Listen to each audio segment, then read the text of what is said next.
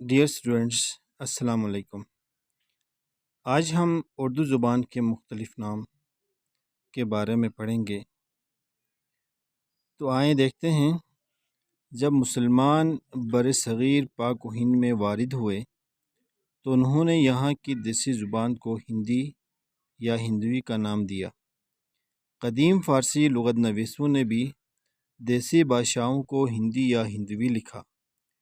فارسی کی مشہور فرنگوں مثلاً عادات الفضلاء، مفتاح الفضلاء اور دستور البیان میں بھی اس کو ہندی لکھا گیا۔ مسلمان پنجابی کو بھی ہندی یا ہندوی کہتے تھے۔ حافظ محمود شیرانی لکھتے ہیں، اردو کا سب سے قدیم نام ہندی یا ہندوی ہے۔ اس کی ایک پرانی مثال وہ ہے جو حضرت شاہ شمس معراجی شمس العشاق متوفی 902 ہجری کے رسالہ خوش نفر میں ملتی ہیں۔ معراجی فرماتے ہیں، یہ ہندی بولوں سب اس ارتھ کے سبب، یہ باکھا بلسوں بولی پن اس کا بھاوت کھولی۔ ملا وجہی نے اپنی کتاب سبرس میں اردو کو زبان ہندوستان لکھا۔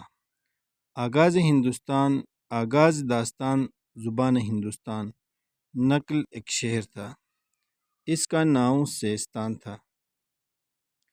زبان دہلوی، حضرت امیر خسرو نے اردو زبان کو دہلوی کہا۔ اس کے علاوہ ایرانی اور ہندوستانی موسیقی کے میل سے امیر خسرو نے موسیقی میں جو اختراعات کیں ان کے لیے انہوں نے نئی اصطلاحات ایجاد کی، مثلاً قول، ترانہ، معروفی، صوت، بسیط، دو بہر، چہار اصول، نقش وغیرہ وغیرہ۔ اس کے علاوہ ریختہ کی اصل بھی وضع کی۔ موسیقی میں ریختہ کا مفہوم یہ ہے کہ جس میں دونوں زبانوں کے سر ایک تال اور ایک راگ میں بندھے ہوں اور فارسی خیال ہندوی کے مطابق ہو، اسے ریختہ کہتے ہیں۔ بعد میں ہندی یا ہندوی گیتوں کو ریختہ کہنے لگے اور رفتہ رفتہ ریختہ اس زبان کو کہنے لگے جو فارسی، عربی اور ہندوی الفاظ سے مملوء ہو، لیکن اس کے باوجود وسیع تر مفہوم کے لیے اس زبان کا نام ہندی یا ہندوی ہی رہا۔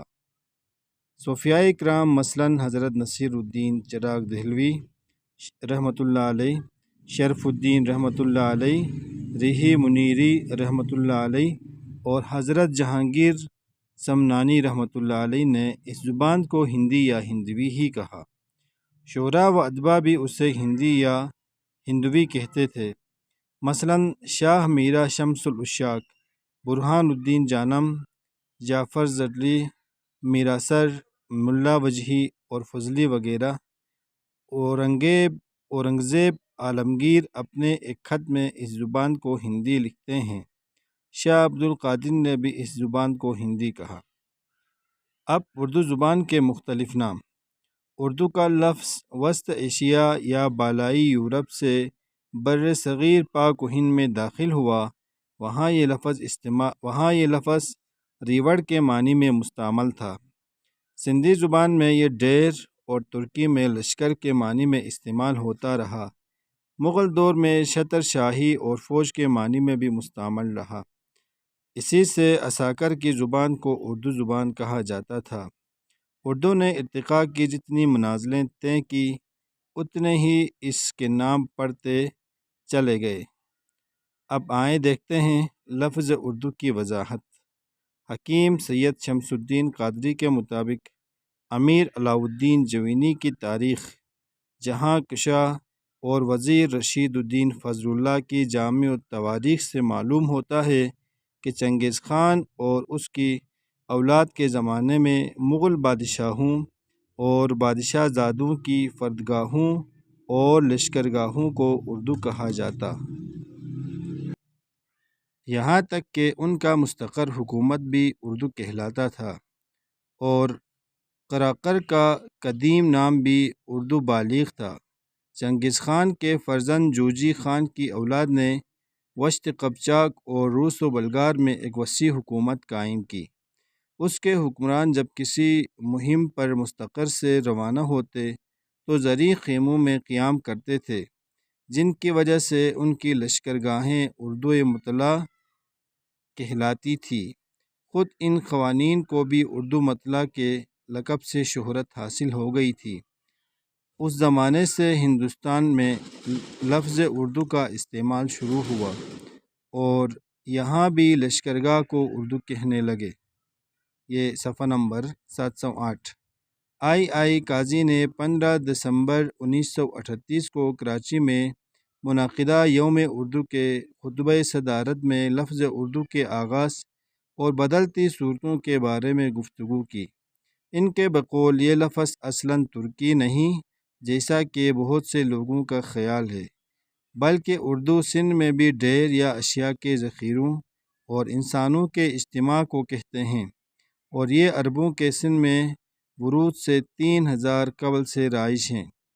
یہ مقالہ مطبوعہ سویرا خاص شمارہ مئی 1976 کا۔ وہ اس لفظ کی وضاحت یوں کرتے ہیں: لفظ ارد سندھ یا ہند میں پیدا نہیں ہوا، اس کی ابتدا ماقبل تاریخ کی ماضی میں ہوئی۔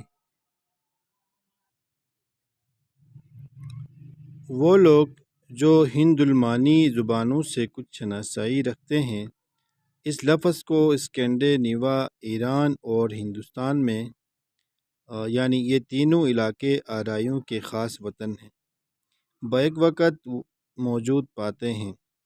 قدیم ناردک دیومالا میں لفظ ارد یا ارتھ ایک دیوی کا نام ہے جو خود تقدیر ہے۔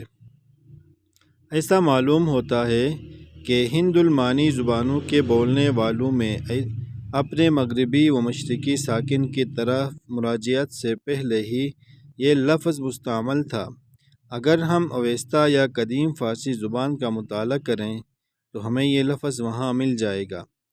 اردبیل کا شہر اردشیر بادشاہ اسی لفظ کے استعمال کی ثبوت ہیں۔ جس مفہوم میں یہ لفظ آج سندھ میں مستعمل ہے، اسی مفہوم میں جدید فارسی میں بھی استعمال ہوتا ہے، مثلاً فوج، کیمپ وغیرہ۔ اور ان تمام مفاہیم میں قدر مشترک بالکل واضح ہے، یہ ڈھیر بھی ہے، مجمع بھی اور مجموعہ بھی۔ لفظ ارد میں شروع ہی سے ایک مخصوص اشارہ دہشت اور خوف کا بھی ملتا ہے۔ اسی صورت میں یہی خصوصیت ارد دیوی کی ہے، جس کے معنی ایک ایسے شے کے ہیں جو مقدر کی طرح دہلا دینے والی ہو۔ ان آریہ مہاجرین نے جو اسکینڈینیوا کی طرف گئے، اس لفظ کے ساتھ یہی مفہوم وابستہ کیا ہے۔ بس ہم دیکھتے ہیں کہ لفظ ارد آرائی زبان کے قدیم ترین لفظوں میں سے ہے اور آج تک زندہ چلا آتا ہے۔ یہ آریائی تمدن کی ابتدا اور اس کی خاصیت یعنی انسانی معاشرت کا مظہر ہے۔ حضرات، یہی وہ لفظ ہے جو لفظ اردو کا ماخذ ہے۔ یہ آریائی آمدن کی ابتدا اور اس کی خاصیت یعنی انسانی معاشرت کا مظہر ہے۔ حضرات، یہی وہ لفظ ہے جو لفظ اردو کا ماخذ ہے، جس کے معنی ایسے مجمع کی زبان کے ہیں کہ جس میں ہر قسم کے لوگ شامل ہوں۔